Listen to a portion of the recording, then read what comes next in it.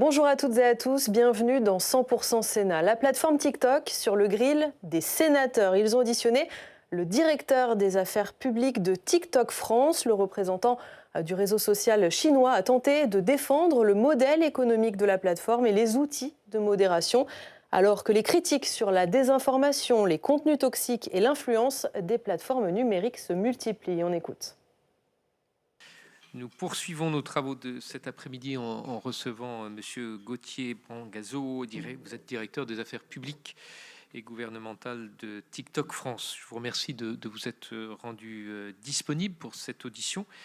Nous notons toutefois que, bien que nous ayons indiqué que nous souhaitions que cette audition nous permette également d'interroger un responsable ayant des fonctions décisionnaires en matière de stratégie et de plateforme et d'architecture des algorithmes, ce n'est finalement pas le cas. C'est bien sûr pas une critique contre vous-même. Malgré les millions d'utilisateurs de TikTok en France, il ne nous est pas ainsi possible d'échanger avec un responsable opérationnel de l'entreprise. Et je le dis avec tout le respect que nous avons pour vos fonctions. Nous avons bien pris connaissance des réponses écrites que vous nous avez fait parvenir la semaine dernière, dont on vous remercie. En préalable, je souhaiterais préciser le contexte et le cadre de notre mission d'information dotée des pouvoirs de commission d'enquête sur ce que nous avons appelé les zones grises de l'information. S'agissant tout d'abord des raisons qui nous ont conduit à créer cette mission d'information, l'essor des plateformes numériques et notamment des réseaux sociaux a profondément transformé les conditions dans lesquelles nos concitoyens accèdent à l'information. Cette évolution et même, pourrait-on dire, ce changement d'époque s'accompagne d'une multiplication des sources d'information et d'une confusion croissante entre information, opinion et divertissement. Il s'accompagne aussi d'une prolifération de fausses informations alimentées par des contenus générés parfois par intelligence artificielle de plus en plus difficiles à identifier comme tels. Le problème n'est pas seulement que certains croiront à ces fake news ou auront un doute, c'est aussi l'émergence d'une génération profondément désorientée qui ne croit pas forcément au contenu anonyme circulant sur les plateformes, mais qui ne croit plus non plus aux informations diffusées par les institutions ou les médias historiques qui utilisent des méthodes professionnelles. Ce relativisme généralisé constitue une menace sérieuse pour le fonctionnement de nos démocraties. S'agissant ensuite du cadre dans lequel cette mission d'information se déroule, vous nous indiquez dans vos réponses écrites que le contrôle de la conformité des plateformes au règlement sur les services numériques relève principalement des autorités européennes. C'est exact. Et c'est pourquoi je tiens à préciser que notre action ne s'inscrit pas dans ce cadre. Nous ne cherchons pas à exercer un contrôle de conformité à la réglementation européenne. En revanche, nous agissons en vertu des dispositions de l'ordonnance du 17 novembre 1958 relative au fonctionnement des assemblées parlementaires au titre d'une activité économique que les plateformes exercent en France, ce qui les soumet au droit français et au contrôle du Parlement français. Nous connaissons la stratégie qui consiste pour les représentants nationaux des plateformes à ignorer opportunément les modalités exactes de fonctionnement d'un produit pourtant commercialisé massivement et consommé en France, avec du reste des conséquences considérables sur les plans économiques et social, en termes de santé publique ou encore sur le fonctionnement des processus démocratiques. Par ailleurs, le principe de séparation des pouvoirs nous impose de ne pas enquêter sur des faits donnant lieu à des poursuites judiciaires. Cette limite ne s'applique toutefois pas aux enquêtes de la Commission européenne. Enfin, les seuls secrets qui s'imposent à une commission d'enquête sont le secret professionnel, celui des avocats ou des médecins, et le secret de la défense nationale. Cela étant précisé, nous vous remercions d'avoir répondu à nos sollicitations et souhaitons poursuivre les échanges engagés dans un esprit de coopération et de dialogue, évidemment. Avant de vous donner la parole pour un propos liminaire, si vous le souhaitez, d'une dizaine de minutes, je vous rappelle qu'un faux témoignage devant notre mission d'information dotée des pouvoirs de commission d'enquête est passible des peines prévues aux articles 434-13, 14, 15 du Code pénal. Je vais vous inviter à prêter serment en disant toute la vérité, rien que la vérité, en levant la main droite et en disant « je le jure ». Je le jure. Merci. Je vous remercie par ailleurs de nous faire part de vos éventuels liens d'intérêt en relation avec l'objet de notre mission d'information. Okay. Enfin, je rappelle que cette audition est diffusée en direct sur le site internet du Sénat. Je vais donc vous laisser la parole pour une dizaine de minutes pour un propos liminaire. Et puis ensuite, Agnès Séveraine et moi-même et Alexandra Borchio-Fontin, si elle le souhaite, bien sûr, vous poseront des questions.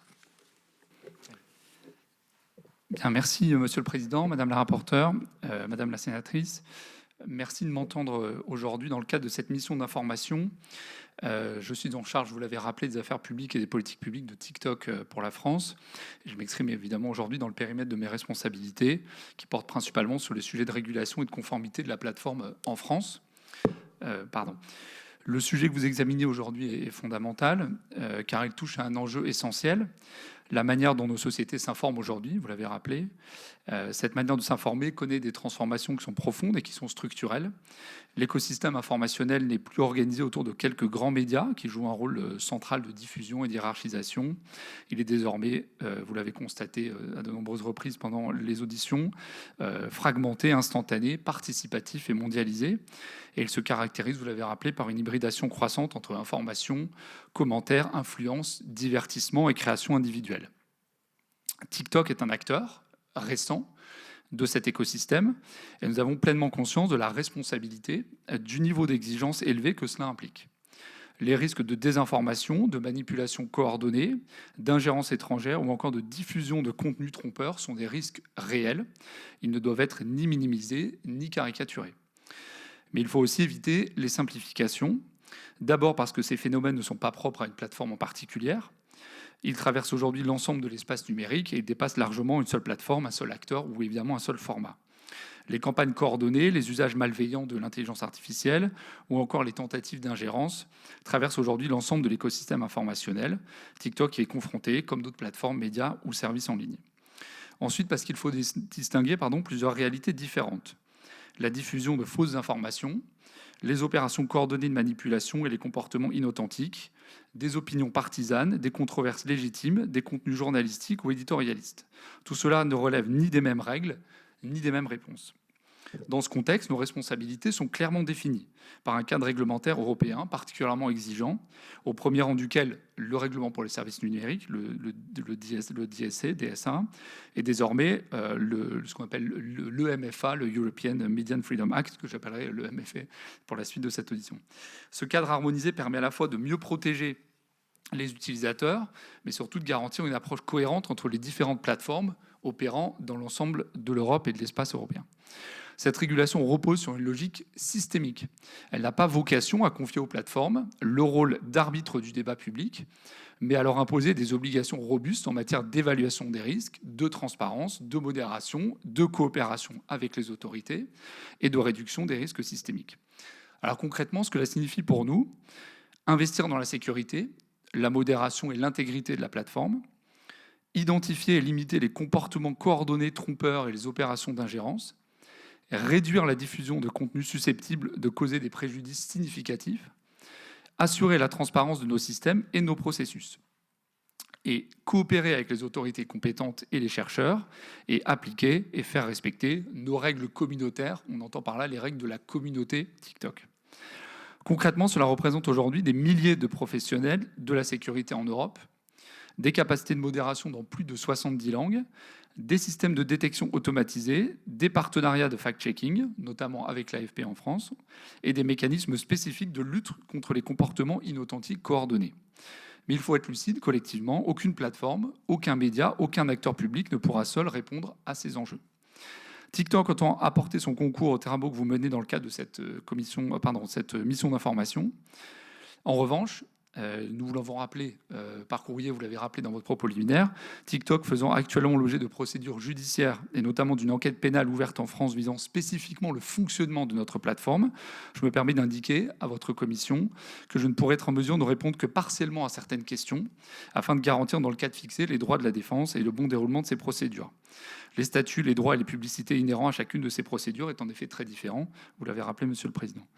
Je me tiens donc à votre disposition pour expliquer concrètement ce que nous faisons, les engagements que nous prenons afin de répondre à ces enjeux et de contribuer utilement à la réflexion collective portée dans le cadre de cette mission d'information, dont, comme les intervenants précédents, je salue la qualité et la nuance jusque-là. Merci, Monsieur le Président.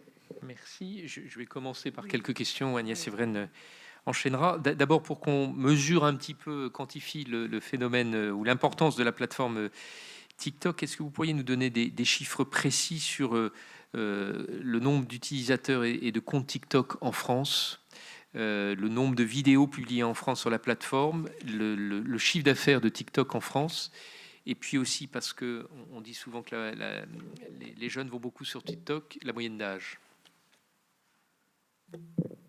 Merci beaucoup. Effectivement, utile de repréciser le contexte, car je pense qu'il y a un certain nombre des points de discussion que nous allons avoir qui découlent de la bonne compréhension de ce qu'est la plateforme en France aujourd'hui en 2026, et non pas dans une acception qui peut relever pratiquement désormais de l'image d'Épinal et qui consiste à dire que c'est en substance une plateforme adolescente à la fois dans ses usages et dans ses utilisateurs. D'abord, pour ce qui est des utilisateurs, nous avons dans notre dernier rapport de transparence donné le chiffre de 27,8 millions d'utilisateurs mensuels en France. C'était donc à la fin du dernier trimestre 2025. Donc on peut, en fonction, retenir ce chiffre spécifique ou à grande maille dire qu'on est proche des 30 millions d'utilisateurs. Pour ce qui est de l'âge moyen, parce que je poursuis sur le profil des utilisateurs, j'ai pris la liberté de ramener avec moi ce qui est le rapport qui a été rendu par l'Arcom il y a quelques mois sur l'Observatoire de l'audience des plateformes en ligne. Ce sont donc des données qui sont des données publiques, qui sont celles de l'Arcom. Chez Madame la sénatrice, vous aviez porté un amendement il y a quelques années pour dire que l'audience mesurée par les plateformes était importante d'être objectivée. J'ai pris donc les audiences, les chiffres de l'Arcom pour vous les apporter. Et ces chiffres donnent la répartition suivante. D'abord, l'âge moyen de l'utilisateur de TikTok en France en 2025 était de 38,1 ans. Avec une répartition qui est très spécifique en fonction des classes d'âge. On a 56% de nos utilisateurs qui sont entre 18 et 49 ans. On a 29%, donc quasiment 30% des utilisateurs qui ont plus de 50 ans. Et on a 16% de nos utilisateurs qui ont moins de 18 ans, donc entre 13 et 18 ans. 16%. 16% moins de 18 ans, 56% 18-49, avec, si vous voulez, une granularité plus particulière, on a 17% sur les 18-24 ans et 16% sur les 25-34 ans. Donc ça, c'est un sujet qui est important parce que lorsque l'on parle de la façon dont TikTok évolue en France et de ce que les utilisateurs viennent y chercher et la façon dont ils interagissent avec la plateforme, on est en fait face à une plateforme qui a des usages qui sont de plus en plus matures et avec ce que l'Observatoire de l'audience des plateformes en ligne nous confirme, une évolution importante parce que l'âge moyen de l'utilisateur de TikTok a été augmenté de 3 ans dans les 2 dernières années.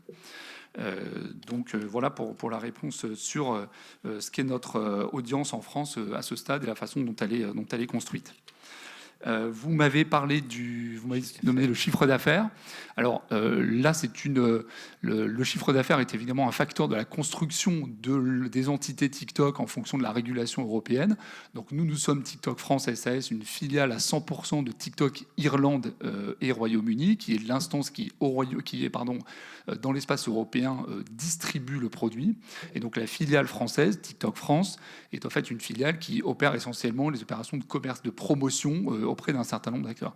Donc notre chiffre d'affaires déclaré en France, qui est consultable sur Infogreffe, était de mémoire de 78,5 millions d'euros en 2025, mais ce qui est en réalité un prix de transfert qui est donné par notre maison mère TikTok UK et Ireland Limited pour nos opérations sur le sol français. Pour ce qui est du chiffre, du chiffre d'affaires commercial, c'est-à-dire de la commerciale, nous sommes une société privée, nous ne partageons pas cette information de manière publique.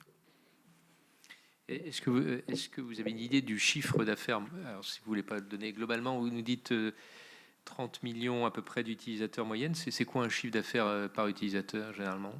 Je ne pense pas qu'on puisse calculer de chiffre d'affaires par utilisateur. Enfin, je ne crois pas que chaque utilisateur apporte une valeur là-dessus.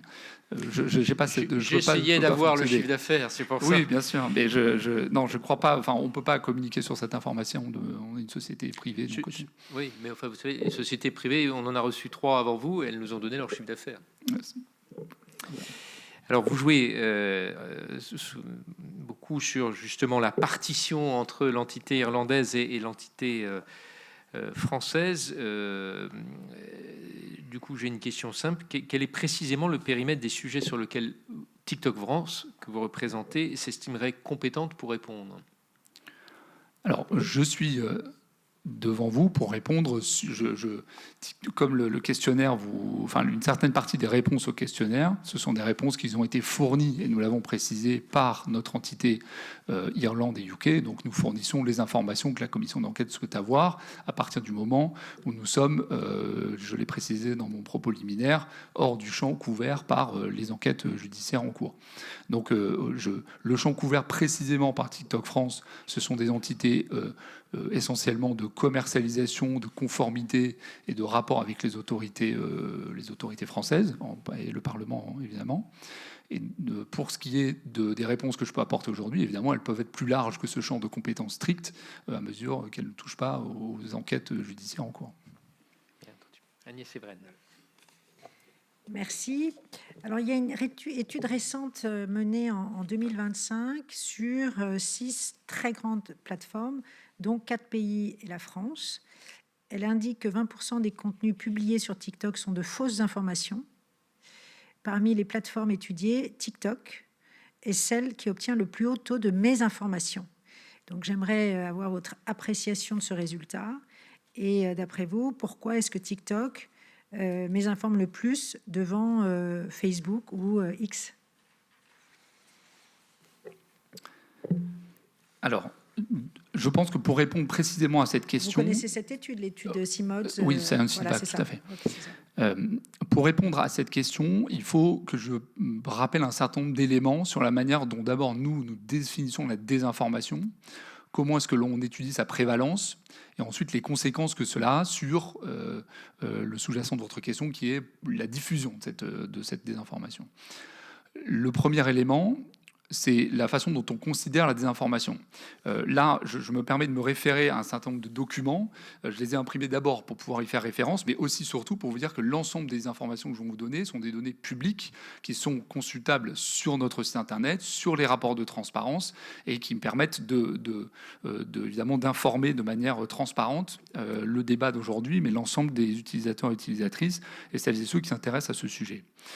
La définition de la désinformation, de notre point de vue, c'est la désinformation susceptible. Nous n'autorisons pas la désinformation susceptible d'entraîner un préjudice important aux individus ou à la société, peu importe l'intention de la personne à l'origine de la publication. Cela donc recouvre, Madame la sénatrice, Madame la rapporteure, ce que vous appelez la mésinformation, c'est-à-dire peu importe l'intention initiale de l'utilisateur. Et donc l'ensemble des éléments de cette définition est importante parce que c'est la désinformation qui est susceptible d'entraîner un préjudice important aux individus ou à la société. Nous donnons un certain nombre d'exemples que je pourrais permettre aux utilisateurs d'être guidés dans cette compréhension. J'en prendrai un pour illustrer cet exemple-là, qui a trait à un sujet dont je pense nous reparlerons, qui est la désinformation dans le domaine de la santé, dans le domaine médical. Pour vous donner un exemple très concret, une vidéo qui dit « pour soigner un rhume, mettez un oignon sur votre oreiller », c'est de la désinformation, mais qui n'a pas un caractère préjudiciable immédiat. Donc cette vidéo, de notre côté, elle est non recommandée, c'est-à-dire qu'elle ne sera pas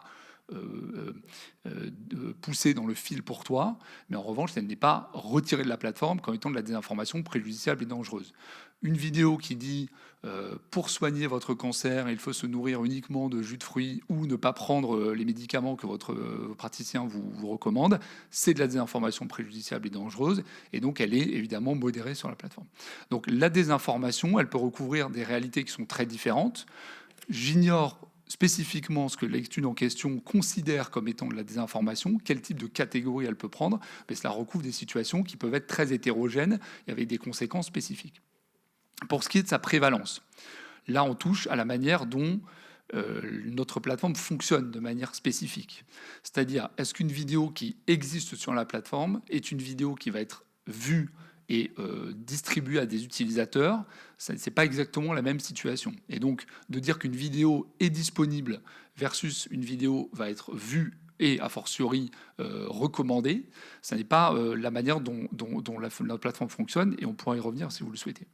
Et le troisième point, c'est que, y compris dans cette étude qui est très critique avec les paramètres que nous ne maîtrisons pas, qui est celle qu'on vous a dit, un élément important, c'est que cette étude calcule ce qu'elle appelle la prime à la désinformation, en calculant, d'une manière dont je ne connais pas la véracité scientifique, la manière dont ils ont procédé, mais en disant à partir du moment où on a ce contenu de désinformation, est-ce qu'il jouit d'une meilleure visibilité qu'un contenu considéré comme étant fiable? De l'ensemble des plateformes considérées, TikTok est celle qui recueille le score le moins élevé en matière de prime de la désinformation. Je dois être honnête intellectuellement, à l'exception de LinkedIn, mais qui ne se situe pas exactement dans le même univers que nous sur ces sujets-là. Voilà. Est-ce que je peux répondre sur ce point-là spécifiquement? Très, très précise, parce que je suis allée me promener un peu sur TikTok avant cette audition, et c'est vrai que c'est compliqué quand même de démêler le vrai du faux, d'autant que l'IA évidemment démultiplié les fausses informations. Et je vais vous donner quelques exemples donc très récents. On trouve sur votre plateforme des vidéos sur la mort supposée de Benjamin Netanyahou, un missile iranien détruisant l'aéroport de Tel Aviv, Epstein est vivant, le canular du changement climatique, ou encore enfin on a trouvé la preuve que la Terre est plate. Donc je voudrais que vous nous expliquiez en fait pourquoi est-ce que ces contenus dont on sait qu'ils sont faux sont encore visibles sur la plateforme.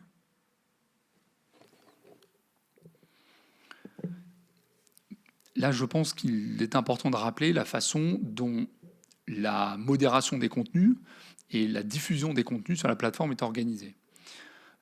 La réglementation européenne, en l'espèce, celle qui a été incarnée dans le DSA, mais qui est en fait une position constante, puisque le DSA est une émanation philosophique de la façon dont notamment la directive e-commerce avait été conçue. Le choix a été fait de ne pas procéder, même de nous interdire de procéder à une surveillance généralisée. C'est l'article 8 du DSA qui ne nous demande pas, et même nous prohibe, le fait de regarder l'ensemble des contenus pour des raisons claires de liberté d'expression, d'équilibre, et évidemment de ne pas confier aux plateformes un rôle d'arbitre de ce que serait la vérité sur ces sujets.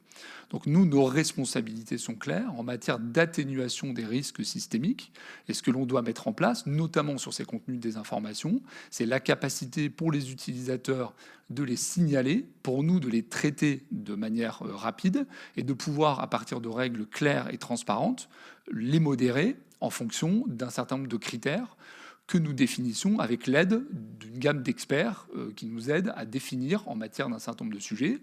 Par exemple, je ne sais pas quel exemple prendre spécifiquement sur la plateforme, mais en l'espèce, la mort de Benjamin Netanyahou, on peut demander à un de nos fact-checkers, l'AFP en l'espèce, de dire est-ce que cette information est vérifiée ou pas, et à partir de l'information, la vérification de l'information, on peut prendre une décision de modération sur le sujet. Donc le fait que encore une fois, il y a deux dimensions. Cette vidéo peut être retrouvée sur la plateforme. Si elle est signalée, notre responsabilité est de la modérer, et on le fait de manière efficace à partir du moment où ce signalement est effectué. Et je tiens à votre disposition les chiffres sur le sujet. Qu'est-ce que vous appelez la modérer concrètement? Alors, la modérer, cela veut dire pas la retirer. Alors, si, il y a la modération, en fait, c'est deux types d'actions. Trois types d'actions. On peut soit retirer la vidéo à partir du moment où son contenu est manifestement en infraction avec évidemment la loi du pays dans lequel on opère et également nos règles de communauté qui sont décrites de manière très claire et qui contraignent notamment un certain nombre de sujets sur la désinformation. On peut limiter sa visibilité à partir du moment où le contenu est considéré comme étant, par exemple, dans l'exemple que je vous ai donné pour le rhume, l'oignon sous l'oreiller. On n'a pas de raison de retirer cette vidéo, mais on en limite la diffusion, on en limite la visibilité d'une certaine manière. On en limite la possibilité qu'elle soit recommandée, plus précisément. Et puis on a aussi une possibilité de restreindre la recommandation d'une vidéo à une certaine catégorie d'utilisateurs, et c'est notamment les catégories de classe d'âge que l'on a. On a évidemment des contenus qui sont découvrables par les 18+, et pas par les 13-15 ou les 15-17 qui bénéficient d'expériences séparées sur la plateforme.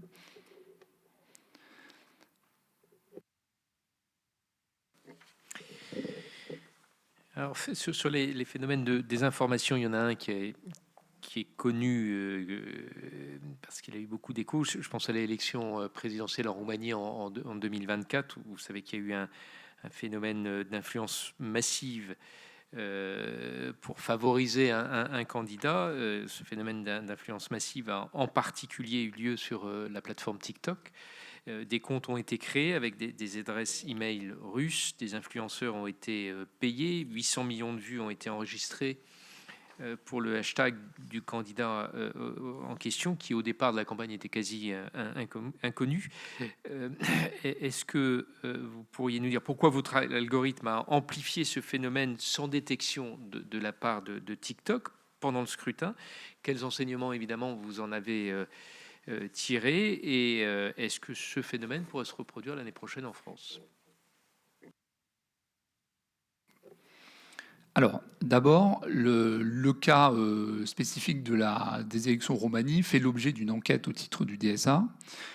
Et donc, nous partageons avec la Commission européenne l'ensemble des observations que nous avons pu faire pendant cette élection-là. Et je note que la Commission européenne s'est récemment satisfaite de manière publique du niveau de coopération que nous avons avec elle pour montrer la manière dont, effectivement, nous avons, observé les signaux et la façon dont s'est déroulée l'élection sur la plateforme. Je note également que le président de la République roumain était en déplacement à Paris en décembre 2025, a donné une interview très intéressante dans Le Monde en expliquant que cette manipulation électorale avait eu lieu sur un ensemble très large de spectres qui comprenait également, je crois que de mémoire, il citait des sites internet de cuisine ou autre chose. Et donc, c'est l'ensemble de l'espace informationnel roumain, dont les caractéristiques sont par ailleurs très spécifiques, qui a fait l'objet de cette manipulation-là. Ce que je peux vous en dire de ma compréhension des sujets, qui s'appuie sur la note que Viginum a produite à destination d'information du gouvernement sur ce sujet, et que cette manipulation s'est déroulée en dehors de la plateforme. C'est un sujet qui est important, c'est de rappeler que de notre côté, TikTok n'est pas une plateforme politique. Nous n'avons jamais eu la prétention d'être la place du village politique où ces débats se faisaient. Donc on tolère ou on accueille l'expression d'opinion politique dans la mesure où cela intéresse notre communauté et que les gens peuvent partager ces informations et en discuter parce que c'est des choses qui intéressent nos utilisateurs. Mais dès l'origine, et c'est encore le cas, TikTok est la première plateforme à avoir interdit complètement les publicités à caractère politique. C'est encore le cas maintenant. Et donc notamment dans le cadre du nouveau règlement européen sur la publicité politique, c'est un sujet qui était déjà traité de notre côté puisque nous avons interdit la capacité pour les utilisateurs identifiés comme politiques ou personnalités publiques, que nous identifions spécifiquement, de recourir à nos outils de publicité, de solliciter des influenceurs, de solliciter des personnes dans la plateforme. Et donc le contournement, la règle étant connue par un certain nombre par les acteurs malveillants qui ont voulu influencer cette élection, l'ensemble de la manipulation s'est déroulé hors de la plateforme, avec des officines dont, à ce stade, je ne peux pas vous dire quelle était l'origine, qui sont venues solliciter énormément d'influenceurs, qui étaient souvent d'ailleurs des micro-influenceurs avec très peu de followers ou très peu de reach, pour leur proposer de dire du bien du candidat en question.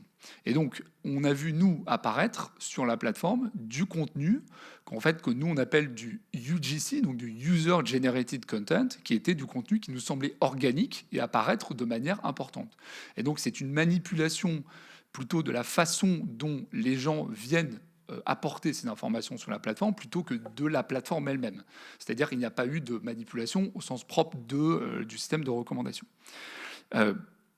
Ce que nous en avons appris, c'est évidemment la capacité que nous maintenant avons d'interroger à partir d'un certain seuil de viralité d'un sujet ou d'un candidat, d'un sujet ou d'une règle spécifique, d'aller solliciter de manière proactive les autorités qui sont en charge de l'intégrité des élections et nos fact-checkers pour leur dire voilà ce que nous observons en termes de tendance. Est-ce que vous pensez que ça correspond à une observation sociale générale ou une dynamique politique particulière? Et pour ce qui est de votre dernière question sur est-ce que ça peut se reproduire en France en 2027, nous avons participé pour les élections municipales qui se sont déroulées il y a quelques semaines à la première organisation de ce qui s'appelle le RCPE, dont je pense qu'on vous a parlé dans un certain nombre de ces auditions, le réseau de coordination pour la protection des élections, dont l'ARCOM hier a annoncé dans son plan stratégique que ça allait être une de ses priorités, qui était la stratification, l'organisation robuste de ce RCPE. Nous y avons participé évidemment de manière très active pendant les élections municipales. Et je pense que ce qui est important, Et c'est d'abord les contacts opérationnels, la capacité qu'on a à partager ensemble de manière l'information et la réactivité que ce réseau concentré nous permet d'avoir. Et donc je pense qu'au regard des règles déjà existantes, de ce que nous apprenons en permanence sur les élections et la mise en place structurée de ce RCPE, nous sommes dans la meilleure position possible pour aborder ces élections. 2 remarques finales, si vous me l'autorisez. D'abord, les municipales 2025 se sont déroulées de manière tout à fait satisfaisante sur notre plateforme. Vous savez que le RCPE, donc Viginum, publiait un bulletin hebdomadaire pour expliquer quelles étaient les opérations qu'ils avaient pu constater. TikTok n'a jamais été mentionné dans un de ces bulletins hebdomadaires. Et par ailleurs, nous avons...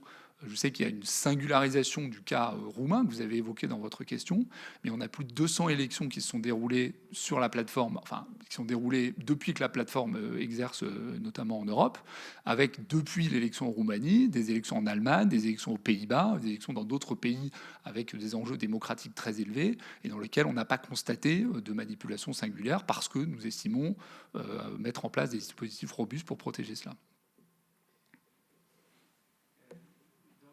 Pardon, dans le questionnaire que vous nous avez envoyé, dans les réponses que vous nous avez, le questionnaire que nous vous avons envoyé, les réponses que vous nous avez fournies, vous avez donné des chiffres sur justement les vidéos qui ont été supprimées. Alors je cite le nombre. Vous dites que vous avez supprimé environ 1% des vidéos, dont seulement 1,6 au titre de la désinformation. 6 millions de vidéos ont été supprimées en France en 2025, dont par conséquent 96 000 pour ce motif. Ça paraît faible quand on voit l'ampleur du phénomène de la désinformation. On est en train de regarder à l'instant la plateforme TikTok et on voit des choses qui sont manifestement de la désinformation, notamment sur le plan médical. Vous en parliez tout à l'heure.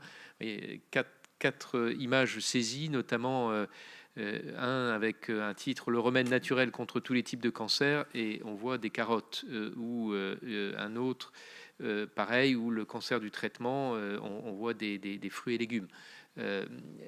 Qu'est-ce que vous appelez de la désinformation et quand est-ce que vous supprimez vraiment les vidéos au regard des chiffres que vous nous avez fournis et de ce qu'on voit sur le TikTok? On a vraiment le sentiment que la lutte contre la désinformation n'est pas à la hauteur de ce qui se passe réellement.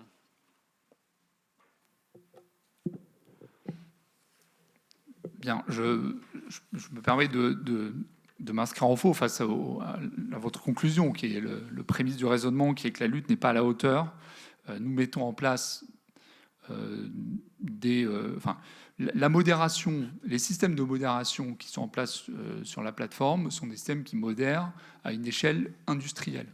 Nous avons des dizaines de millions, enfin des centaines de millions de vidéos qui sont publiées à l'échelle internationale de manière quotidienne. Et donc, la mise en place de ces systèmes de modération requiert énormément d'investissement. Je n'ai pas eu l'occasion de m'exprimer sur la façon dont la modération fonctionne, mais je pense que c'est le moment de juste vous dire de la manière dont on travaille sur le sujet. Et je reviendrai sur les chiffres et la désinformation médicale. Réponse soit le plus complète possible. Quels sont les outils de détection automatique des contenus que vous disposez? Est-ce qu'ils ont été évalués? Bien sûr. Alors, la façon dont la modération fonctionne sur la plateforme, c'est d'abord vous dire que nous avons une combinaison de modération automatisée et de modération humaine. Et je terminerai en expliquant que la modération ne se limite pas au modérateur, j'expliquerai de quelle manière. La première façon, donc le processus de vie d'une vidéo sur TikTok, c'est l'utilisateur poste la vidéo, 100% des vidéos postées passent immédiatement par un filtre de modération automatique. Donc on a ce qui nous permet d'avoir des taux de détection proactifs qui sont de manière qui progressent de manière très importante. Dans notre dernier rapport de transparence, pardon, Monsieur le Président, j'ai imprimé parce que c'était pour l'avoir de manière visuelle, mais ces données sont disponibles sur notre rapport de transparence sur le site internet, avec notamment j'ai imprimé des histogrammes, etc. Mais vous pouvez aussi aller les consulter puisque vous êtes en train de faire du live fact-checking. Vous pouvez également le regarder de votre côté. Le volume de contenu situé de manière proactive, c'est-à-dire avant qu'il nous soit signalé, au dernier trimestre, dans notre dernier rapport de transparence, donc datant 2025, c'était 99,3%. Donc on a 99,3% du contenu que nous retirons dans son ensemble, donc 1% à peu près à la maille, puisque ça varie entre les pays, du contenu global posté sur la plateforme est retiré pour violation de la loi ou des règles communautaires. Et ce 1% de contenu, de ce 1% de contenu, on a 99,3% qui est supprimé de manière proactive. Ce système de modération automatique, évidemment, il progresse à mesure que l'intelligence artificielle, l'outil progresse également. Et donc, il nous permet maintenant d'intégrer des signaux visuels, des signaux auditifs, des signaux de langage, des signaux multimodaux qui permettent maintenant d'intégrer de plus en plus du contexte. Pourquoi on fait cela ? On doit faire cela parce que les 1% de contenus qui sont violatifs sont maintenant dans une très large majorité émanent d'acteurs qui cherchent à échapper à la détection. Des utilisateurs qui mettent des choses de manière ainsi, accidentelle, il y en a assez peu qui vont aller chercher comment contourner la détection. Et donc comment contourner la détection ? C'est la combinaison d'un texte qui n'est pas violatif en soi, avec une vidéo qui ne l'est pas non plus, mais c'est la contextualisation des deux qu'on peut avoir. C'est l'utilisation d'emojis, c'est l'utilisation d'argot, de mots en langue étrangère. Et donc nous, on travaille de manière permanente avec des partenaires qui nous permettent d'alimenter les signaleurs de confiance, mais également d'autres organisations qui nous permettent d'entraîner ce système de modération automatique à repérer des signaux spécifiques ou des combinaisons spécifiques pour retirer de manière proactive.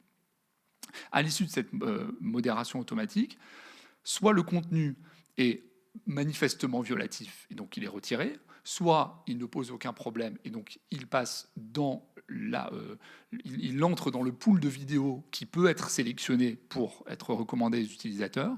Mais on a également, et je reprends là en termes de cette mission d'information, des contenus qui sont dans une zone grise et qui, eux, font l'objet d'une expertise des modérateurs humains. Nous avons en Europe, de mémoire, pardonnez-moi si le chiffre n'est pas tellement exact, mais 3679 modérateurs humains, dont, dans notre dernier rapport de transparence, 421 en langue française, qui permettent de traiter les cas nécessitant le plus d'expertise, les cas les plus complexes. Et donc notamment les cas spécifiques dans lesquels il y a de la nuance qui doit être introduite.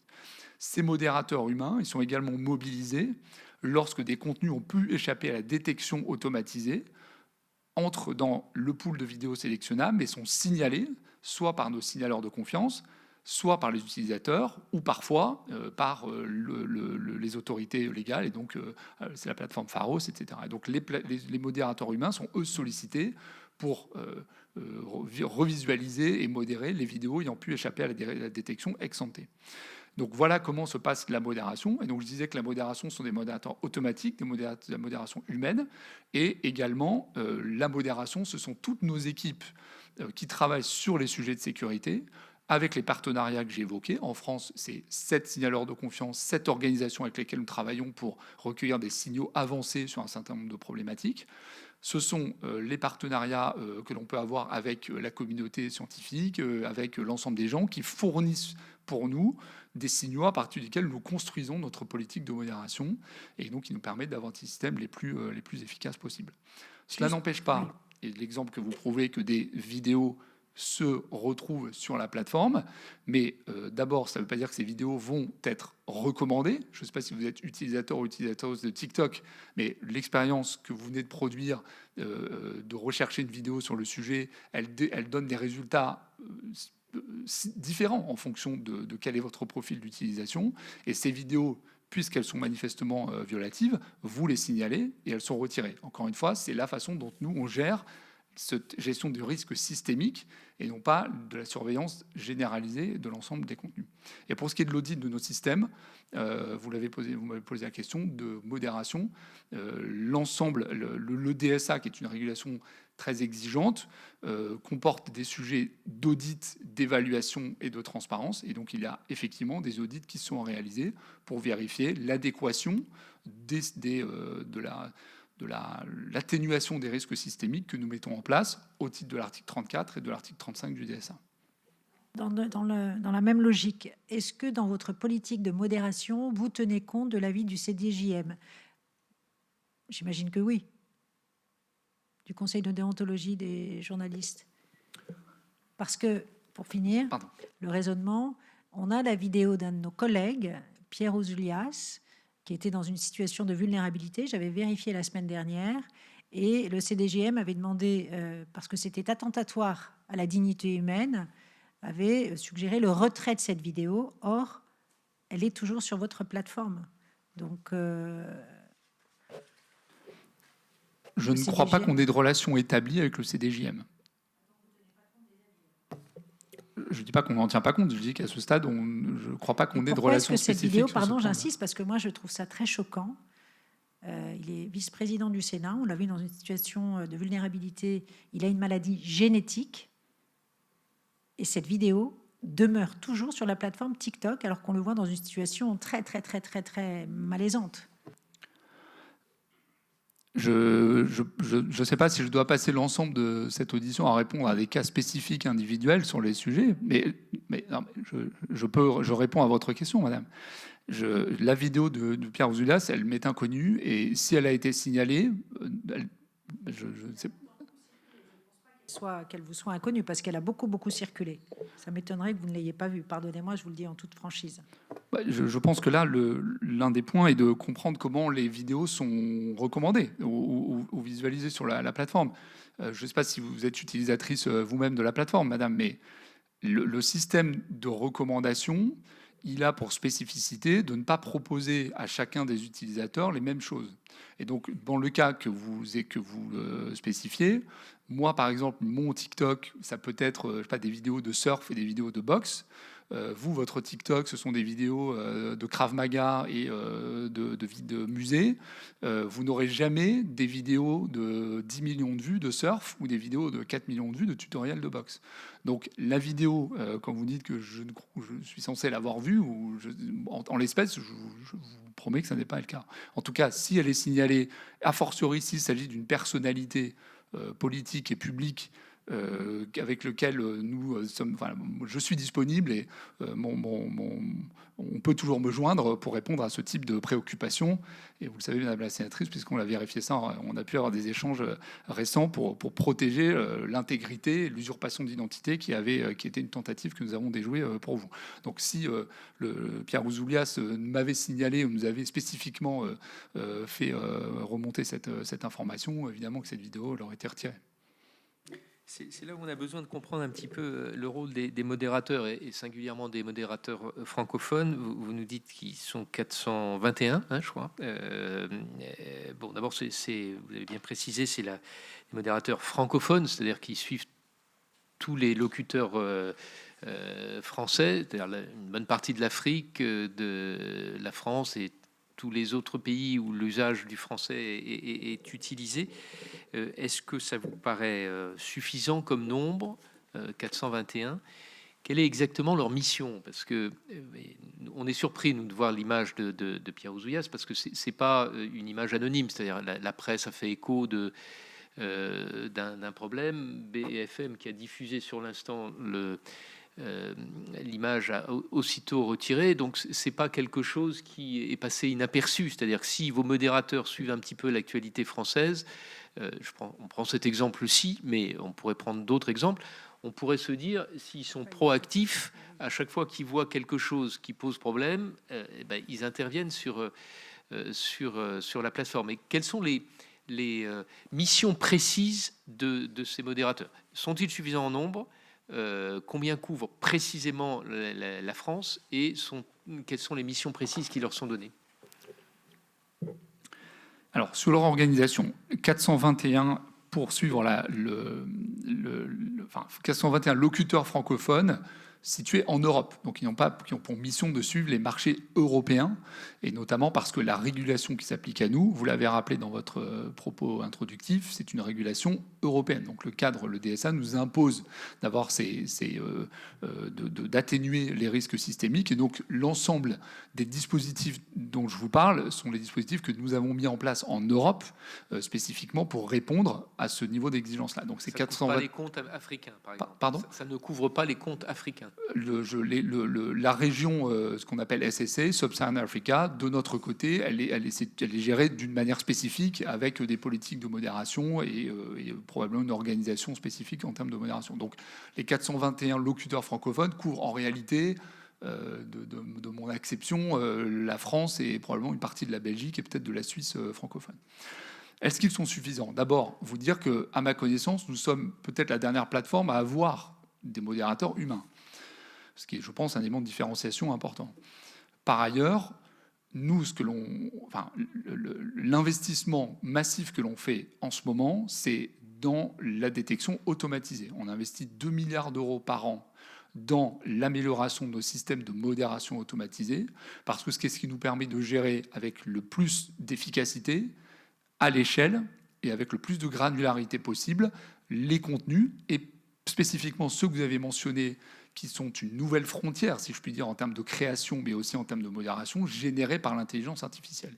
Et donc ça, nous, on estime que seul un système robuste, efficace et à la pointe de la technologie en matière d'intelligence artificielle permet de gérer l'ensemble de ces contenus de manière efficace.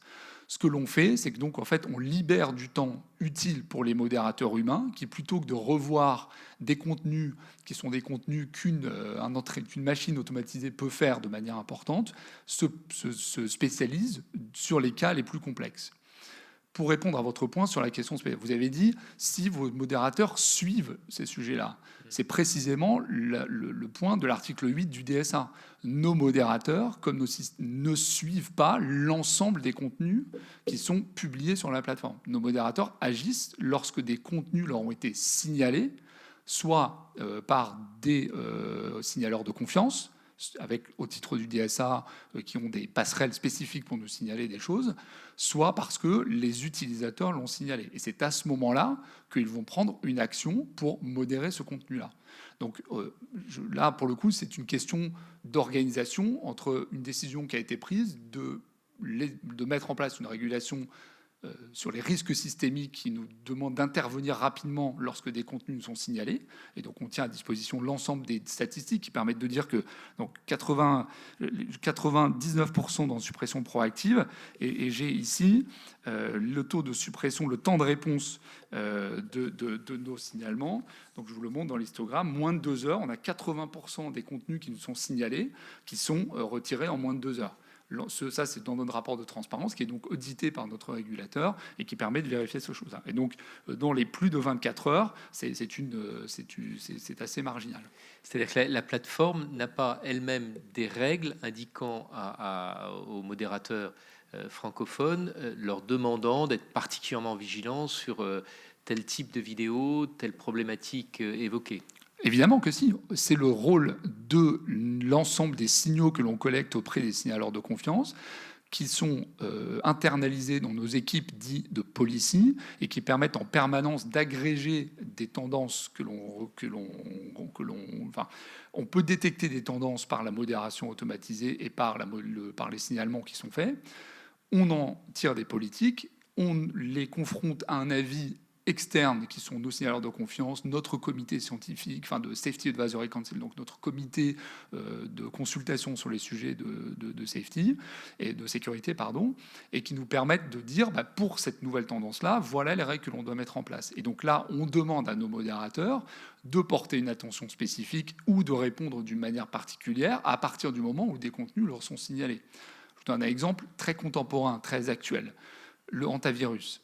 Nous avons, dès la semaine dernière, sollicité l'ensemble de nos des partenaires pour essayer de mettre en place des règles directement sur la plateforme pour faire en sorte que notre modération et nos modérateurs modèrent efficacement les sujets liés au hantavirus. On a, dès jeudi dernier, mis en place une bannière, si vous cherchez, puisque vous pouvez faire cette recherche maintenant, hantavirus sur la plateforme, vous avez une bannière qui s'affiche en haut de la page en disant, d'ailleurs, hantavirus et toutes les amodiations antivirus, les fautes d'orthographe, etc. On est capable de dire, les gens font cette recherche-là, on les dirige dans une bannière vers la page du site gouvernemental pour dire, voilà les informations sur le sujet. Et en plus, on leur a demandé d'avoir une vigilance accrue pour regarder quels sont les phénomènes locaux que l'on pouvait discerner. Les chiffres, je vous les donne de manière très transparente. On a retiré dans la dernière semaine, à l'échelle internationale, 7700 contenus relatifs à l'antivirus, et spécifiquement en France, 350 vidéos qui étaient violatives pour 3 types de problématiques, soit de la désinformation susceptible de porter un préjudice grave à la santé ou à la société. Ce sont notamment toutes les vidéos qui annonçaient un reconfinement ou la diffusion incontrôlée du virus sur le territoire, et qui étaient notamment susceptibles de générer des mouvements sociaux particuliers.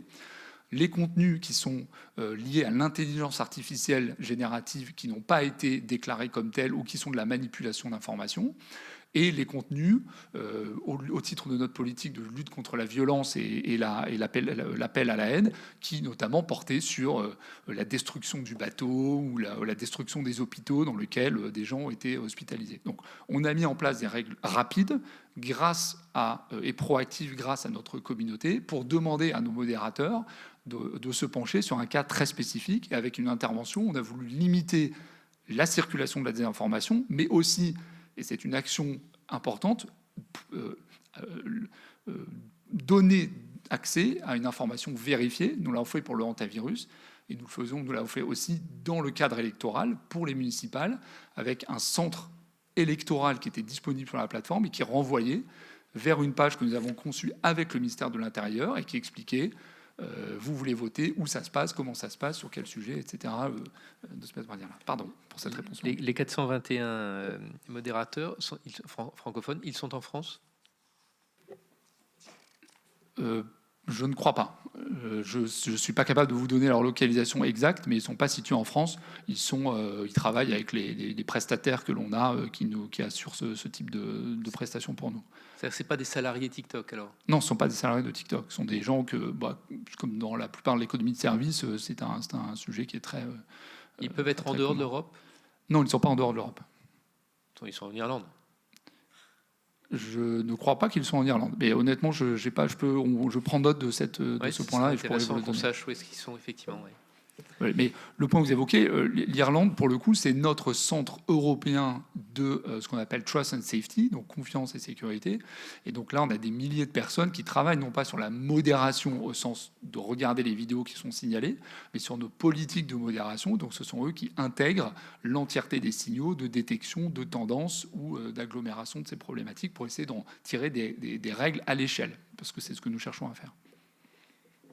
Vous aviez évoqué l'AFP comme étant, entre guillemets, votre partenaire qui vérifiait un peu les faits de TikTok. Donc, combien de personnes sont mobilisées pour ça et quel est le cadre de ce partenariat? Est-ce qu'il y en a d'autres, des fact-checkers? Alors, nous travaillons à l'échelle européenne avec un réseau qui s'appelle IFCN, International Fact-Checking Network, dont l'émanation, la représentation en France et l'agence France-Presse, l'AFP.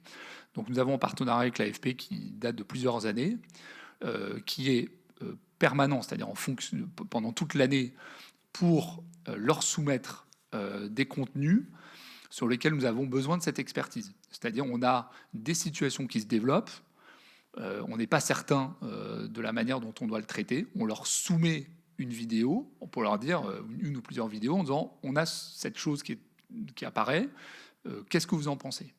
Un point qui est important, c'est que pendant que l'AFP effectue cette vérification, nous mettons en place des règles de friction sur la plateforme qui permettent de dire aux utilisateurs, avec une bannière, en disant attention, cette information n'est pas vérifiée. Et si l'utilisateur souhaite la partager, il a un bouton de rappel en disant cette vidéo n'est pas vérifiée, est-ce que tu souhaites vraiment la partager, pour introduire le fait qu'il est en train de partager une information dont la source n'est pas connue. Et à partir du moment où l'AFP nous dit cette information est vérifiée ou pas vérifiée, on en tire les conséquences, soit en retirant le contenu et en tâchant d'en tirer une règle de modération, soit on la laisse circuler parce que l'AFP nous a expliqué que ce n'était pas un problème sur le sujet. Combien de personnes à l'AFP travaillent sur le sujet, ça je ne suis pas capable de vous le dire.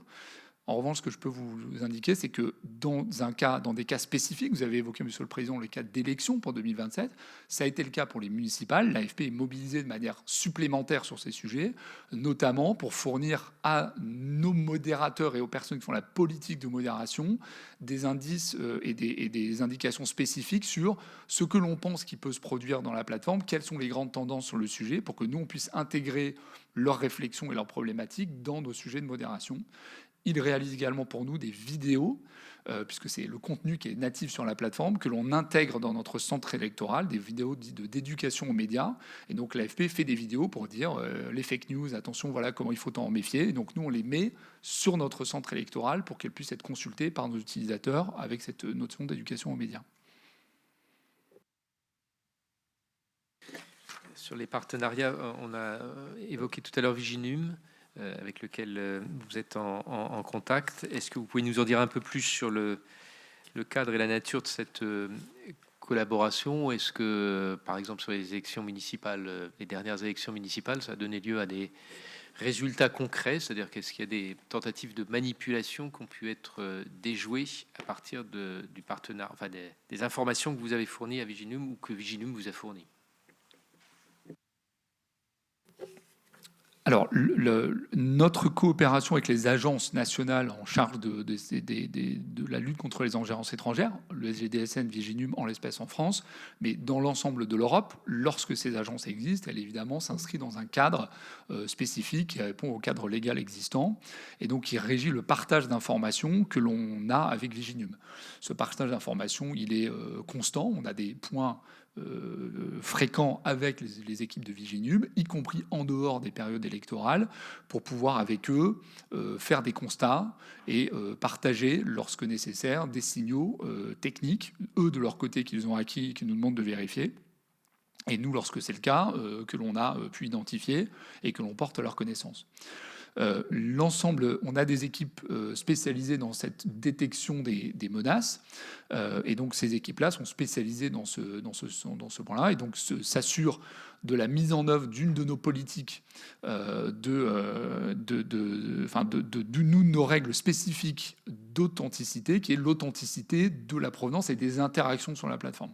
Donc, sont interdits au même type que la désinformation préjudiciable et dangereuse, ce que l'on appelle les interactions inauthentiques, c'est-à-dire faire en sorte d'accroître la popularité d'une vidéo par des faux likes, des faux spams, des faux comptes et tout un tas de choses qui permettent de artificiellement gonfler, comme sur l'ensemble des plateformes, la viralité ou la visibilité d'une vidéo.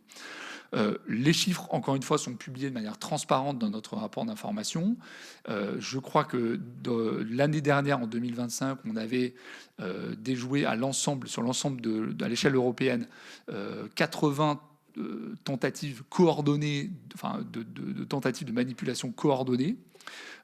Pour ce qui est de la France, dans les 24 derniers mois, nous n'avons pas détecté de réseau spécifique qui serait en train de se mettre en place, parce que l'enjeu, c'est de les détecter au moment de la mise en place et pas au moment de la mise en action, et qui viserait à influencer d'une manière ou d'une autre l'authenticité d'interaction sur la plateforme.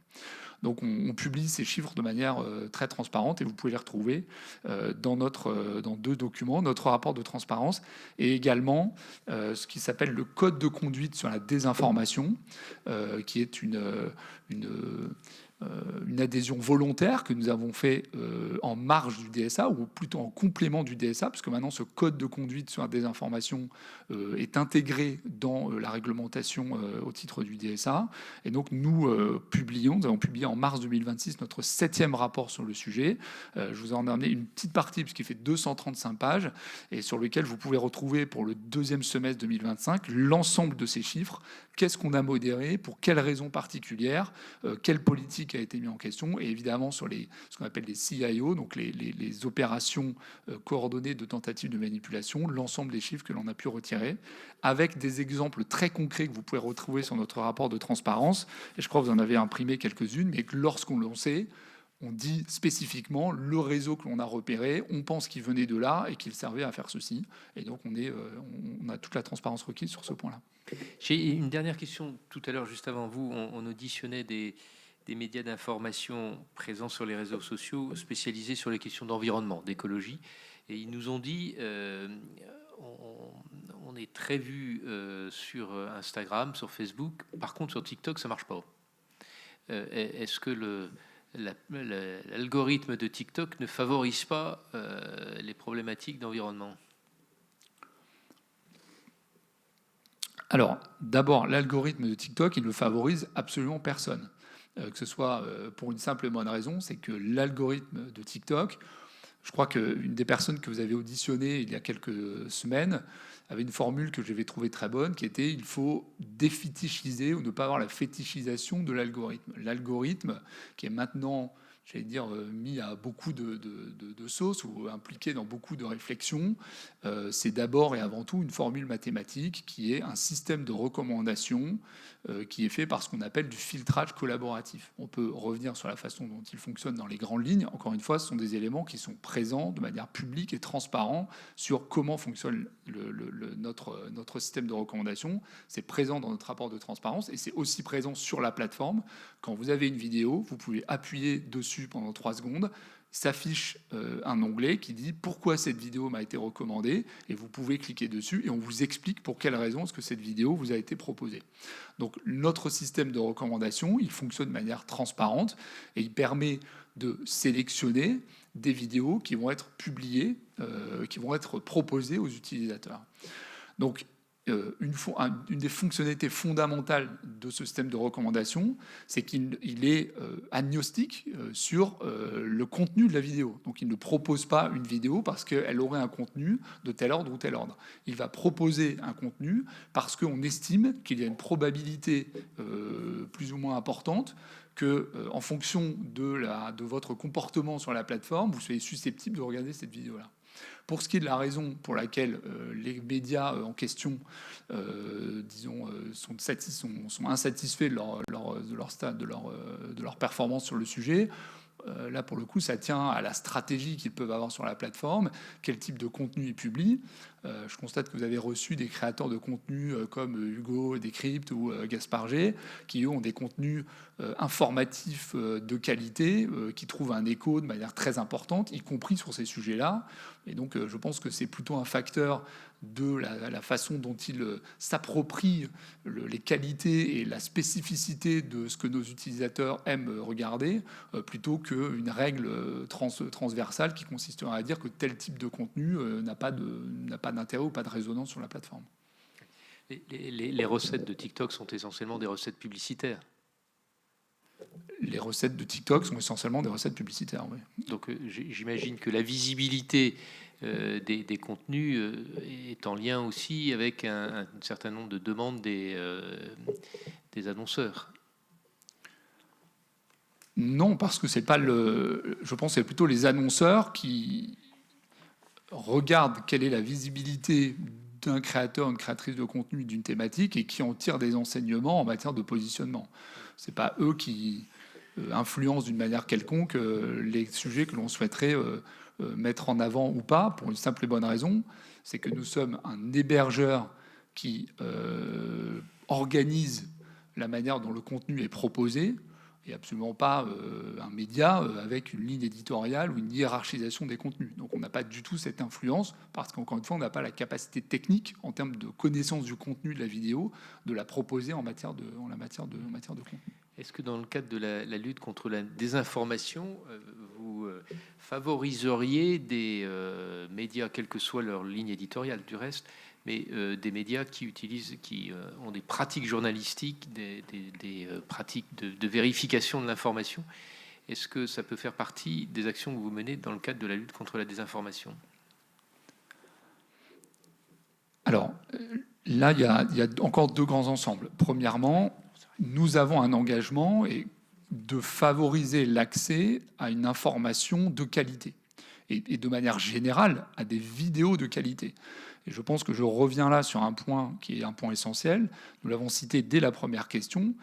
Quand on a une audience de 30 millions de personnes en France à la maille et que cette audience, elle est d'une moyenne d'âge de 38 ans, il est important de répondre à ce que sont leurs sujets principaux de préoccupation et ce qu'ils viennent rechercher sur la plateforme.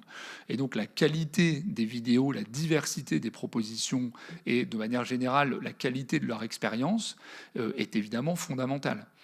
Là, c'est à l'occasion de rappeler pour nous que la désinformation et sa prévalence supposée sur la plateforme, c'est un risque réglementaire absolument majeur au titre du DSA et des réglementations nationales. C'est un risque réputationnel qui est considérable et c'est aussi un risque commercial, vous l'avez cité, parce qu'aucun des annonceurs qui travaillent avec nous ne souhaite être associé à des contenus de mauvaise qualité ou avoir apparaître directement après une vidéo problématique. Donc dans le business model de TikTok, il n'y a aucune incitation spécifique à avoir du contenu de mauvaise qualité ou à laisser circuler des informations. Au contraire. Pour ce qui est de la façon dont... Pardon, j'ai un peu perdu le fil de votre question, pardonnez-moi. Pour cette lutte Oui, contre pardon, la est-ce que l'on serait prêt à désinformation travailler avec des médias professionnels qui participe, enfin qui est Ouais. pour l'intérêt aussi de TikTok, si je comprends bien, est-ce que vous seriez prêt à favoriser, à mettre en avant des médias reconnus comme tels, quelle que soit leur ligne éditoriale, encore une fois, mais qui font appel à des techniques professionnelles journalistiques reconnues?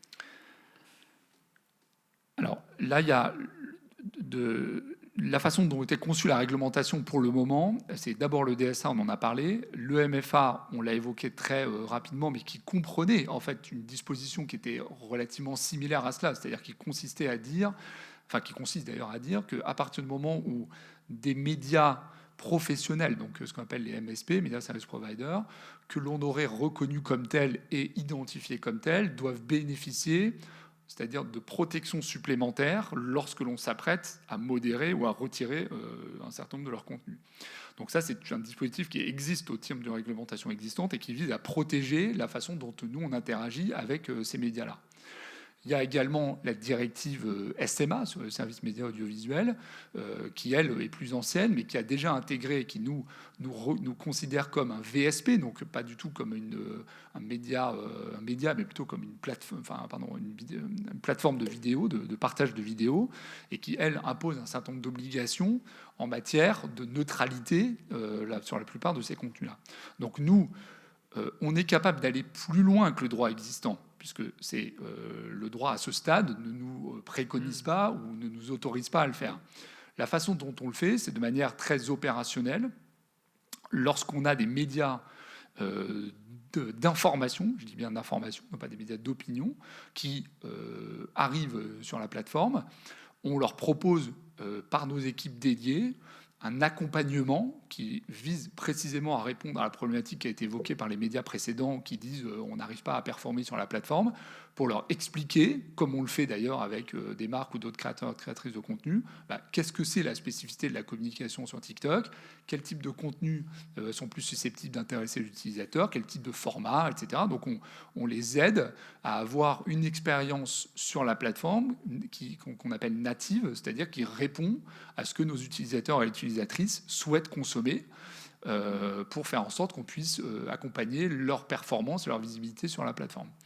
Un point qui est important, je voudrais juste signaler que nous avons mis en place sur la plateforme une spécificité qui s'appelle Article Link, pardon pour cet anglicisme, et qui consiste à faire en sorte de renvoyer dans l'application vers les sites, qu'ils soient paywall ou pas, des médias professionnels, parce que notre intérêt n'est pas de conserver nos utilisateurs en vase clos, mais de permettre de générer un trafic pour ces médias qui utilisent la plateforme, pour avoir une vidéo qui peut être rapide pour dire on a fait un reportage là-dessus, consultez-le sur notre site, et donc on renvoie. Et je sais qu'un des grands sujets de cette mission d'information, c'est le partage de la valeur dans l'écosystème informationnel en général.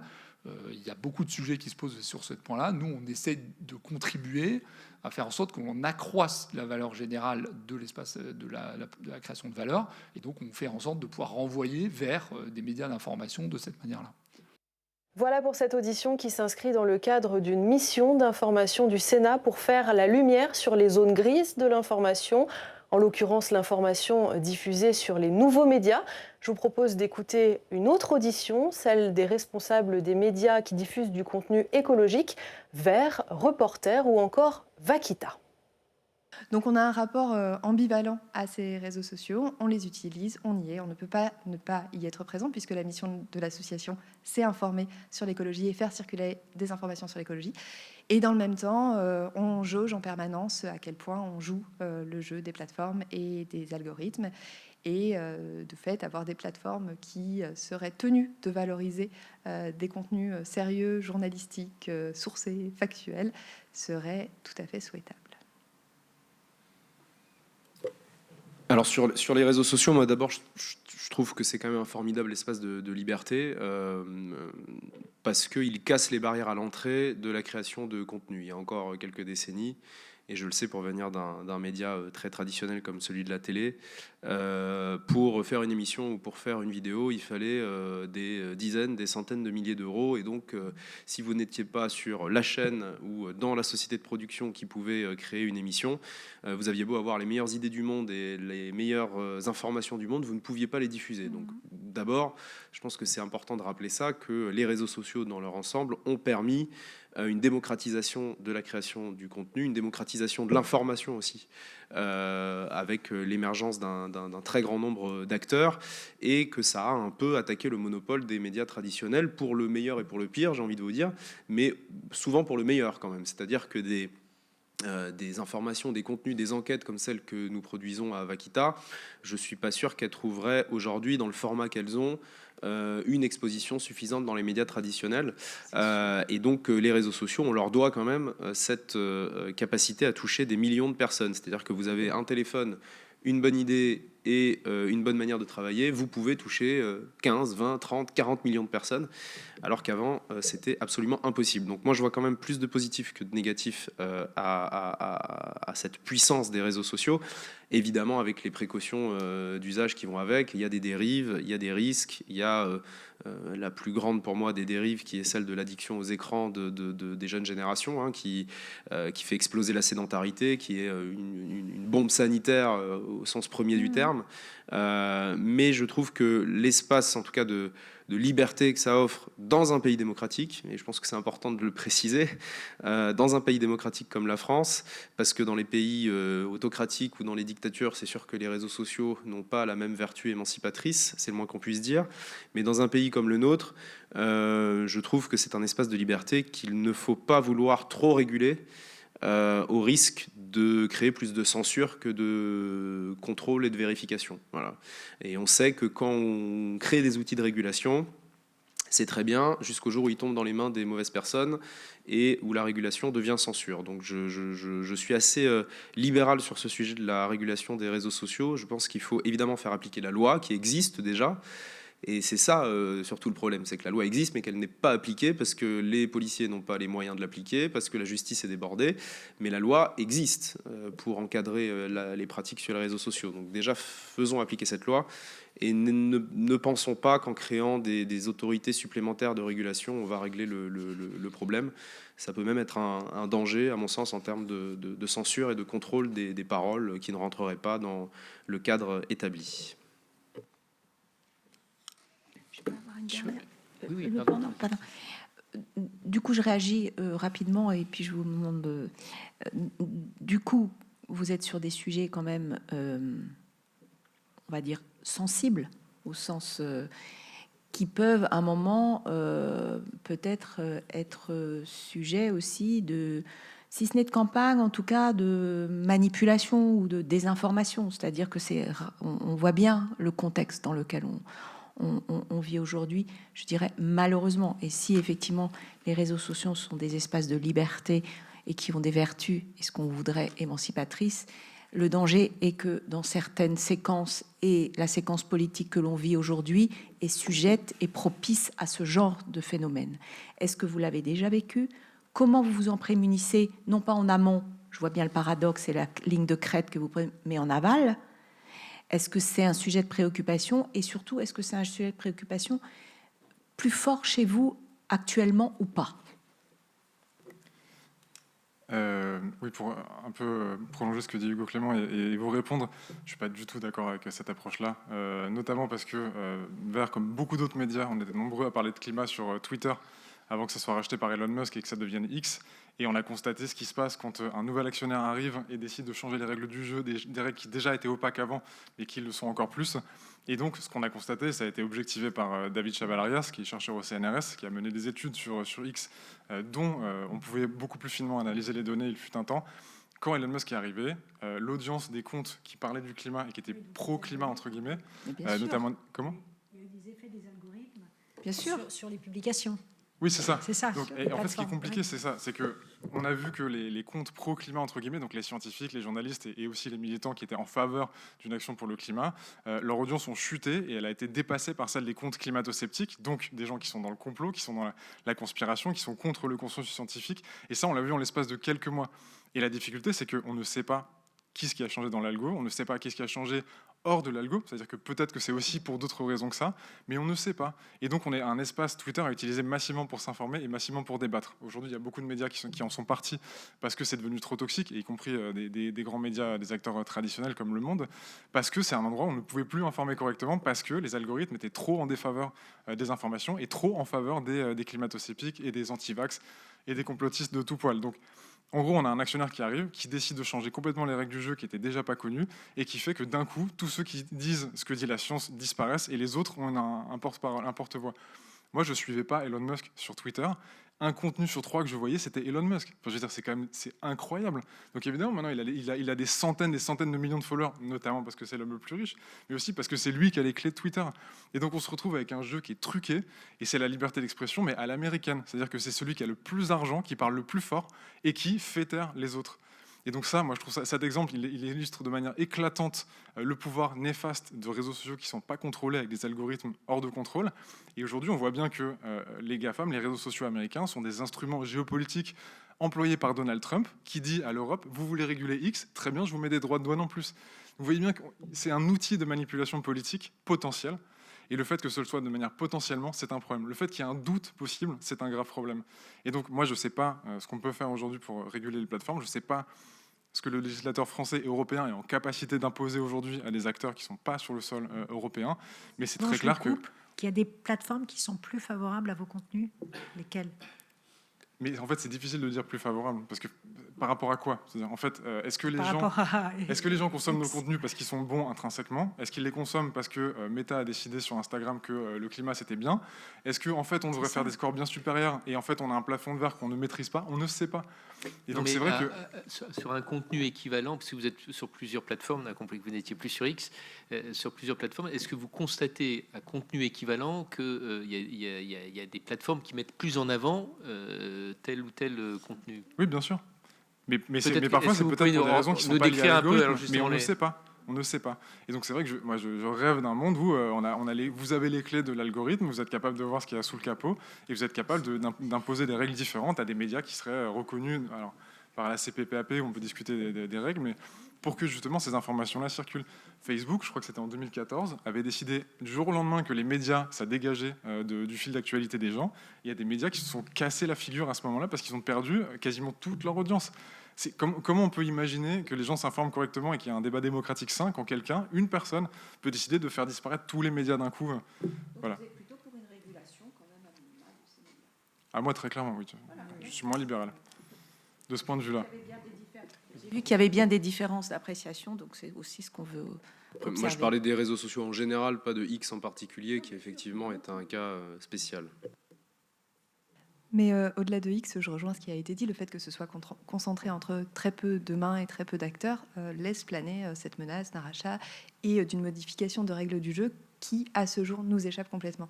Et c'est vrai que cette opacité et le côté boîte noire, on fait avec des règles qu'on croit comprendre, mais sans en avoir les codes et sans en avoir aucun élément tangible pour nous permettre de savoir comment ça fonctionne réellement. C'est un problème. Et j'ai l'impression que X, c'est un peu l'alerte de ce problème. Ça met au jour ça. C'est pas un problème limité à une plateforme. Et donc moi aussi, je partagerais l'idée de, à minima, une demande de transparence quant à aux forces, aux principes politiques de modération, aux règles des algorithmes, et puis aussi peut-être la possibilité pour les usagers de ne pas avoir de contenu profilé, de pouvoir avoir voilà, des règles qui soient les mêmes pour tous et qui permettent aux informations fiables, vérifiées, émanant d'organes de presse reconnus CPPAP d'être valorisées et non pénalisées comme Facebook l'a fait. Et je tiens juste à rassurer Madame Evren, la tribune en question a bien été publiée dans le cadre du travail que nous menons.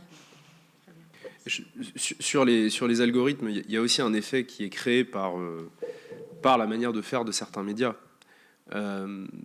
Quand vous fonctionnez en audience affinitaire et que vous faites du contenu destiné à des gens dont vous savez qu'ils apprécient tel type de contenu, vous créez vous-même votre bulle algorithmique. Un contenu, par exemple, très politisé, que ce soit à gauche ou à droite, peu importe, va, par nature, être poussé dans l'algorithme à des gens qui pensent déjà comme ça. Parce qu'ils vont étudier la manière dont ils interagissent avec les publications, les likes, les commentaires. Et donc, plus vous likez des contenus de gauche ou de droite, plus on va vous proposer des contenus de gauche ou de droite. Et donc, plus vous likez des petits chatons, plus on va vous proposer des petits chatons. Voilà. Moi, en ce moment, j'ai que des gens qui courent sur mon fil Instagram, parce que je ne like que des vidéos de gens qui font des footings. Donc, si vous voulez, vous créez vous-même votre bulle algorithmique. Et donc, dans la ligne éditoriale de beaucoup de médias, que ce soit de gauche ou de droite d'ailleurs, qui aujourd'hui sont de plus en plus politisés, qui affichent une ligne éditoriale qui n'est plus seulement une éditoriale journalistique, qui est aussi une ligne éditoriale politique, en appelant par exemple à voter pour tel ou tel parti ou contre tel ou tel parti, forcément vous créez des bulles algorithmiques. Parce que les gens qui ne se reconnaissent pas dans la ligne éditoriale politisée que vous mettez en avant ne vont pas interagir avec vos contenus, et donc vos contenus vont disparaître progressivement de leur bulle algorithmique. Donc il y a aussi, alors certes, il y a l'opacité des algorithmes, évidemment, c'est des géants américains, on ne sait pas ce qu'ils mettent dedans, et j'ai envie de vous dire que nos débats là sont un tout petit peu dérisoires par rapport au tsunami de l'intelligence artificielle qui va nous tomber sur la tronche.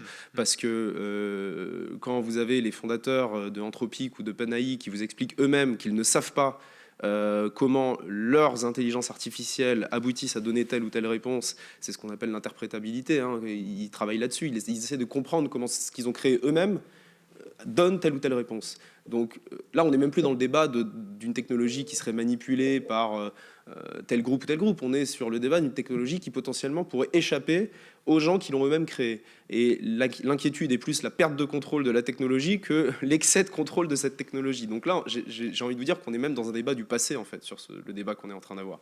Le débat qui arrive là, maintenant, c'est comment on va faire pour que les outils technologiques n'échappent pas à leurs créateurs. Et c'est les inquiétudes. Il y a un excellent article dans le Figaro qui est sorti il y a quelques semaines là-dessus sur les prédictions un peu apocalyptiques de certains apôtres de la Silicon Valley, créateurs de l'intelligence artificielle, qui alertent eux-mêmes sur le risque non négligeable, qui situe, je crois, dans l'article à vérifier, mais autour de 10 à 20%, d'une perte de contrôle de l'intelligence artificielle. On ne parle pas d'une chance sur 1 million, on parle les créateurs eux-mêmes de l'IA parlent autour de 10% de risque de perdre le contrôle de cette technologie, avec les conséquences apocalyptiques qu'on peut imaginer sur l'extinction potentielle de l'espèce humaine, etc. Donc voilà, les bulles algorithmiques, elles existent. La manipulation des algorithmes par les créateurs de ces sociétés, elles existent probablement, mais je pense que les médias créent aussi leur propre bulle algorithmique et se mettent leurs propres limites dans la manière de faire de l'information. Et c'est pour ça que nous, à Vaquita, et c'est le cas dans tous les autres formats que je fais, on essaye de départisaniser, de faire le contenu le moins partisan possible, le moins politisé possible sur l'aspect électoral, c'est-à-dire de ne pas s'engager pour un parti ou contre un parti, parce qu'en faisant ça, vous vous coupez naturellement de au moins la moitié de la population qui ne va plus voir vos contenus. Et donc vous ne pouvez plus informer les gens, et vous retrouvez à informer finalement les gens qui sont déjà informés et qui sont déjà d'accord avec vous.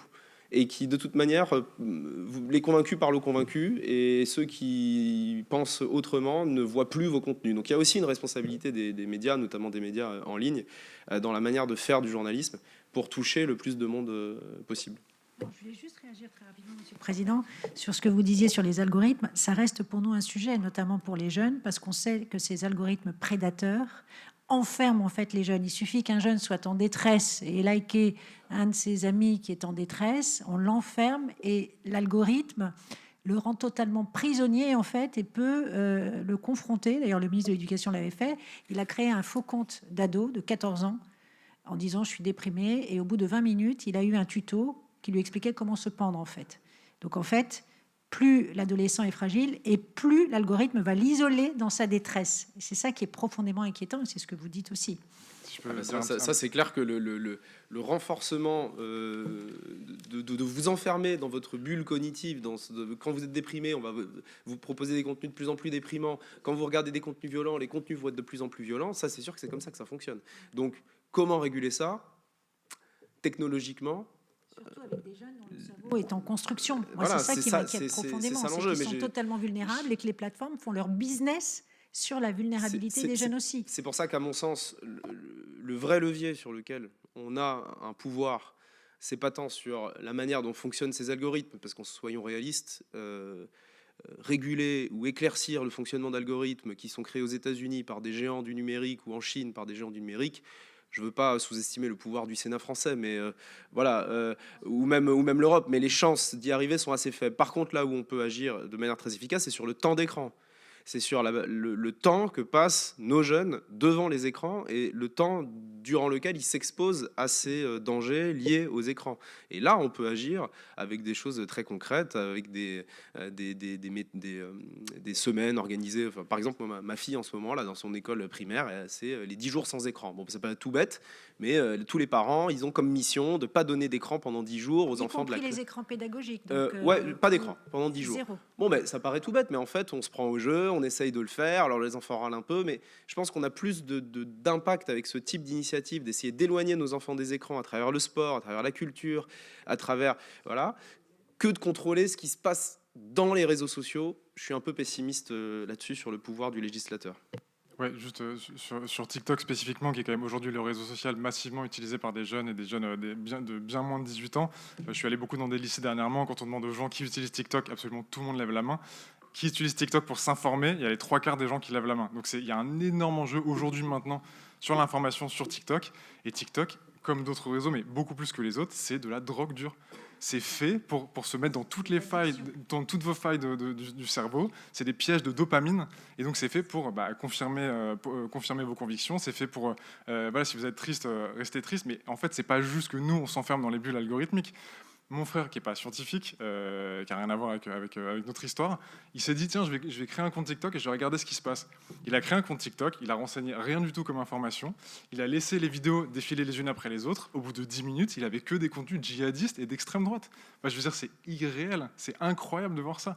Et vraiment, enfin, je veux dire, on a des gens qui ont un cerveau en construction, à qui on donne de l'héroïne, et on dit aux parents, ce serait bien que vous limitiez le temps d'héroïne de vos enfants. Ben non, en fait, c'est pas la responsabilité des parents de faire ça, c'est la responsabilité du législateur. Il y a des lois qui encadrent et qui interdisent avant un certain âge, ou qui interdisent tout court des substances qui sont nocives. Aujourd'hui, il y a des réseaux qui sont faits pour rendre dépendants et qui sont faits pour manipuler nos failles de raisonnement. Et juste oui, mais les parents ont un rôle d'éducateur quand même. Heureusement qu'ils sont là pour surveiller aussi. Mais évidemment, mais je veux dire, encore une fois, si vous donnez de la drogue dure aux enfants et que vous dites aux parents, ils ont goûté de la drogue dure, maintenant c'est à vous de les empêcher de le faire. Mais peut-être qu'ils n'auraient pas dû avoir accès à la drogue dure. Et sur TikTok spécifiquement, aujourd'hui on observe des manipulations électorales massives dans des pays européens. Et on a eu Călin Georgescu en 2024, qui a été vainqueur du premier tour de la présidentielle en Roumanie. Personne ne le connaissait 3 mois avant le scrutin. Il était proche d'aucun parti. Il a explosé sur TikTok. Personne ne savait pourquoi. Et grâce à ça, il a réussi à finir premier du premier tour. L'élection a finalement été invalidée. Et il y a une enquête au niveau européen avec des soupçons d'ingérence russe. Vous comprenez bien que ce n'est pas possible de laisser faire des choses comme ça. Et donc le législateur, il peut empêcher ces plateformes d'exercer. Et aux États-Unis, Donald Trump dit « Ok, TikTok, vous continuez. Par contre, ça devient une co-entreprise sino-américaine. » Et les Américains ont accès aux algorithmes de TikTok. Donc Donald Trump est en train de le faire avec TikTok aujourd'hui. Je ne vois pas pourquoi on ne pourrait pas faire ça, ou alors à minima décider que certaines plateformes ne peuvent plus exercer si elles sont contraires à des principes fondamentaux de l'Union européenne. Je ne sais pas s'il faut être rassuré que Donald Trump ait la main sur l'algorithme de TikTok. Mais... Voilà pour ces auditions qui s'inscrivent dans le cadre d'une mission d'information du Sénat pour faire la lumière sur les zones grises de l'information, en l'occurrence l'information diffusée sur les nouveaux médias, sur les nouvelles plateformes, moyens de diffusion très prisés des jeunes. 100% Sénat, c'est maintenant terminé. Je vous souhaite une très bonne suite des programmes.